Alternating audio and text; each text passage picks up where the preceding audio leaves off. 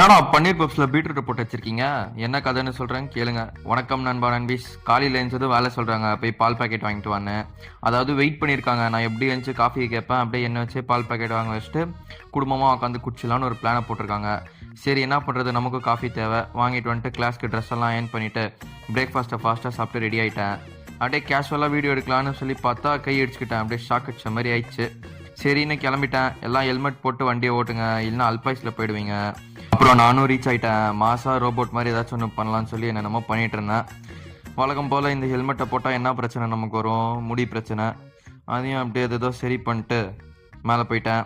இன்றைக்கி நமக்கு இந்த கிளாஸ் ரூமில் தான் கிளாஸ்ன்னு சொன்னாங்க. அதை அப்படியே சுற்றி பார்த்துட்டு இங்கே ஒரு கேமராவை பார்த்த நண்பர்களே. அதாவது கேமரா மாதிரி இருக்க ஒரு கிளாக்கு பார்க்கவே சும்மா வேற லெவலில் இருந்துச்சு. தூக்கடா செல்லத்தன்ற மாதிரி. ஆனால் தூக்கலாம் கூடாது, எப்படியாச்சும் கண்டுபிடிச்சி வாங்கிடணும். அப்படியே கிளாஸ் முடிஞ்சு பசிக்குதுன்னு சாப்பிட போனது ஒரு குத்தமாடா அப்படின்ற மாதிரி பேக்கரிக்கு போய் ஆசையாக பன்னீர் பப் சாப்பிட்லான் இருந்தேன்.